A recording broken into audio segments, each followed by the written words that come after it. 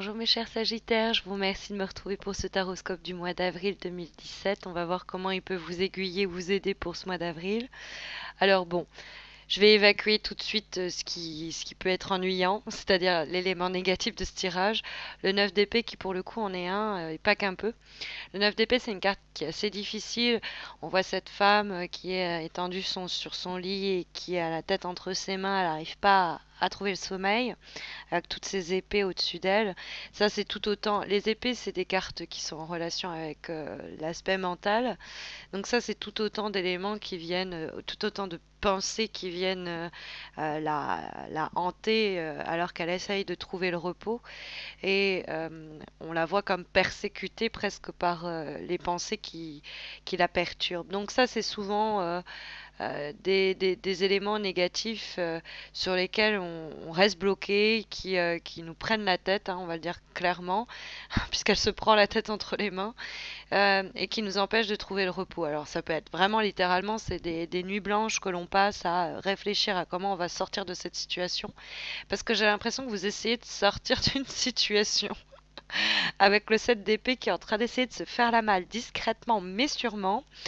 Je me suis demandé si vous n'étiez pas en train de réfléchir sur des questions, par exemple, matérielles, financières, euh, où il y a des soucis et vous êtes en train de réfléchir à une stratégie, parce que le diable, il est stratège. Alors je parle du plan matériel, parce que le diable est en relation avec les questions financières, mais ça peut être autre chose, hein. Euh, Lui, il réfléchit à comment il peut sortir son épingle du jeu. Donc, il peut trouver des angles d'attaque, il met en place des plans d'exécution, quoi. C'est d'ailleurs ce sur quoi le 9 d'épée pourrait passer ses nuits à réfléchir. C'est de se dire comment je fais pour sortir de cette histoire sans me faire attraper.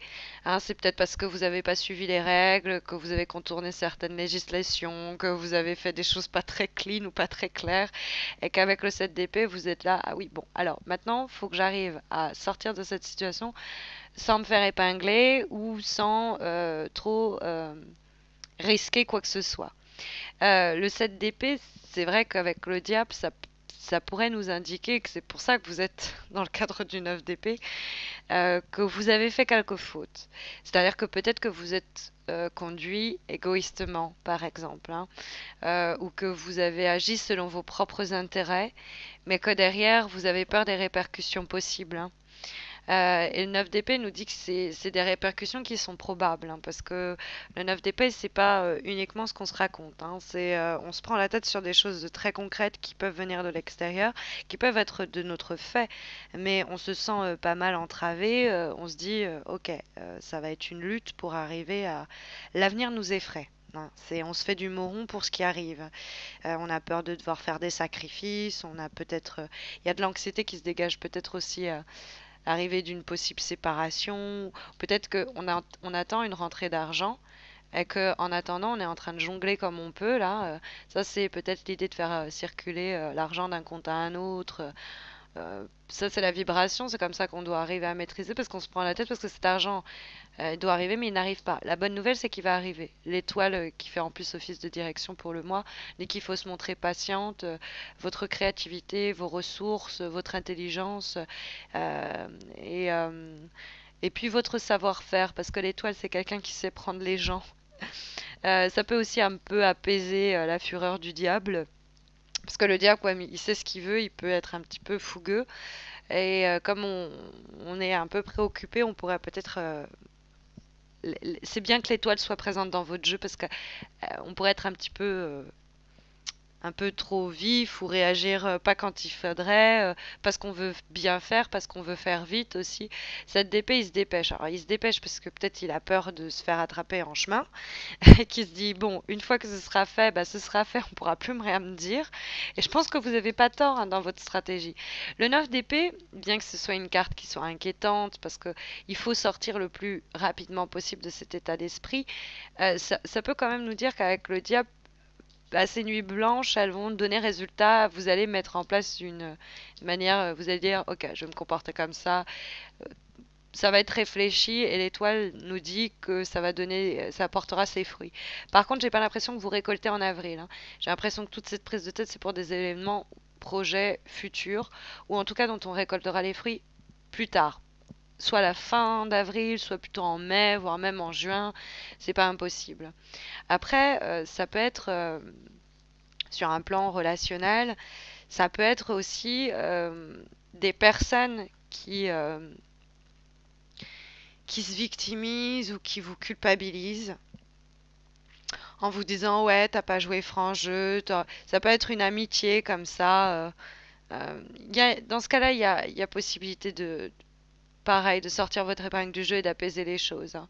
Vous prenez pas trop la tête, allez-y franchement, excusez-vous, puis ça ira bien. Après, ça peut être sur des questions financières, des questions légales, des questions administratives qui vous occupent et vous préoccupent plutôt que autre chose. Le 7 d'épée, ça pourrait être l'idée je fais comment, c'est une situation que je connais pas trop, ou c'est quelque chose qui m'est pas familier, je suis un petit peu surchargée par la situation, elle me stresse un peu. Vous pourriez avoir une amie ou un ami, quelqu'un de votre entourage qui pourrait vous filer un coup de main, qui pourrait soit vous aider, c'est-à-dire vous pourriez carrément déléguer, vous pourriez souvent recevoir du soutien sinon sur le plan interpersonnel dans un cadre professionnel. Ça peut être aussi quelqu'un qui peut vous conseiller pour justement arrêter de vous préoccuper sur cette situation. Le 7 d'épée, il nous dit que fréquemment on gère une situation qui est soit on a trop de choses déjà à gérer pour la gérer convenablement et c'est ce qui nous préoccupe, soit c'est parce que c'est quelque chose qui est un peu c'est pas notre domaine d'expertise et donc peut-être que un conseil serait bienvenu. Après sur un plan amoureux, on pourrait avoir une relation au boulot ou une relation amicale qui vous préoccupe parce que vous sentez du désir monter ou du flirt, mais vous n'arrivez pas à savoir la nature, vous avez du mal à vous décider sur la nature de cette relation et ça vous bouffe un peu. Vous y allez pas franchement parce que cette d'épée, il fait un peu les choses sous le manteau. Donc peut-être parce que vous voulez pas brusquer les choses pour le moment. C'est aussi possible. L'étoile nous dit dans ce cas-là que vous avez plutôt raison, puisqu'elle prend son temps, c'est pas une carte où on se dépêche, quoi. Alors dans l'avant-dernier conseil que va nous délivrer le tarot de Marseille sur un plan plus mental, plus psychologique, puisqu'on a recours pour se faire au tarot au Chosen, qui est relecture du tarot de Marseille. On a la carte Slowing Down. Donc ça peut nous dire le 7 d'épée à vouloir aller trop vite parce qu'il veut sortir de cet état-là, qu'il veut apposer les choses. Il y a une soif, hein, il y a une envie aussi peut-être de réussir même sur un plan matériel. La carte, elle est là pour nous rappeler, tel que le 7 d'épée le laissait déjà sous-entendre, hein, je vous le dis franchement, rien ne sert de courir, il faut partir à point. C'est-à-dire que si vous vous empressez d'agir pour régler une situation, il se pourrait que vous amplifiez les dégâts ou que vous complexifiez les problèmes. Donc la carte Slowing Down, elle nous dit, euh, n'hésitez pas à prendre le temps, à demander conseil, à oui, ça va être une période qui est pas facile, mais j'ai l'impression que le 9 d'épée, quoi qu'il en soit, vous allez devoir passer par. Parce que ça va certainement jouer dans votre plan stratégique, votre manière un peu d'appréhender la situation. C'est une carte aussi qui est retentie avec la carte de l'étoile, dans le sens où elle nous dit qu'il faut aussi laisser aller en termes de faut pas trop se prendre la tête sur comment ça va, comment la personne va réagir, mais alors qu'est-ce que ça va donner comme résultat, mais alors les conséquences. Mais il y a quelque chose où à un moment, euh, faut laisser aller. Il y a euh, peut-être des situations qu'on risque de complexifier, à trop les réfléchir. Donc il y a un let it go un peu. C'est pas le laisser aller dans le sens de la procrastination, c'est le lâcher prise un peu, hein, qui, qui vous serait profitable sur un plan psychologique, qui retentit pas mal avec le 9 d'épée. Soyez pas trop dur envers vous-même. En dernière lame, qui va se lire sur un plan plus émotionnel, plus spirituel, qui est issu de l'oracle universel, de l'amour universel dessiné et pensé par Tony Carmine Salerno, on a la carte de l'émergence. Avec cette belle femme nue qui prend le soleil, là, qui prend la lumière. Très belle carte, très belle énergie. qui est une carte qui nous dit qu'il y a des nouvelles choses qui sont sur le point d'émerger. Peut-être que vous êtes un peu impatiente, hein, c'est pas impossible. Peut-être que vous vous prenez la tête pour faire que les choses arrivent plus vite, que ce projet il se matérialise plus vite, que cet argent il arrive plus vite. Et la carte de l'étoile, elle nous dit ça arrive, ça émerge, nous dit la carte de l'émergence. Recevez les rayons du soleil et attendez voilà, de recevoir ses bienfaits, quoi. C'est souvent une carte qui nous parle du fait qu'on est peut-être sur un territoire un peu inconnu, ou en tout cas des choses dans lesquelles, je vous disais, c'est peut-être pas notre domaine d'expertise, où on n'est pas complètement à l'aise, pas quelque chose qui nous est familier, ou quelque chose qui est peut-être au-dessus de qu'on contrôle pas complètement, quoi. Et pourtant, cette carte de l'émergence, justement, elle n'est qu'à travers cette série d'événements qui est en train de se dérouler, il y a quelque chose, il y a une nouvelle opportunité qui émerge. Et l'étoile, elle nous dit ça. Maintenant, j'ai pas l'impression que vous allez en voir les effets positifs tout de suite. Mais il y a comme un nouveau potentiel de sagesse, de confiance en vous, et donc de pouvoir aussi, hein, qui est en train de se matérialiser.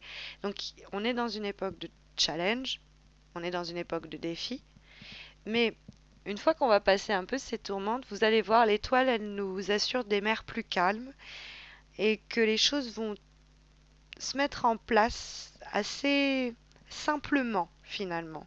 Parce que des fois l'étoile c'est même un coup de pouce, alors des fois c'est les amis, mais des fois c'est la providence, hein, c'est la chance, un coup de chance on pourrait dire ça. Euh, et donc il y a des nouvelles énergies qui approchent. Là vous êtes, j'ai l'impression plutôt vous prendre la tête sur d'anciennes énergies que vous voulez régler, mais il y a du nouveau qui approche. Non, doutez pas mes chers Sagittaires. Bah, j'espère que ça saura vous guider au cours du mois d'avril. D'ailleurs, sachez que si vous cherchez quelque chose de plus personnalisé, j'organise chaque mois un concours pour vous permettre de remporter un tirage sur mesure qui traitera de la problématique qui vous concerne au moment où vous remporterez le tirage, ce sur quoi vous cherchez une guidance. Et ça se passe donc sur Facebook, c'est complètement gratuit. Vous avez le lien de ma page Facebook sous cette vidéo. Et puis, je vous invite aussi à vous abonner à ma chaîne YouTube si ce n'est pas encore fait. On est près de 8000 et quand on atteindra les 10 000, on célébrera ça, je vous le promets, comme il se doit. Et puis, écoutez, je vous retrouve fin avril pour les horoscopes de mai. D'ici là, prenez soin de vous.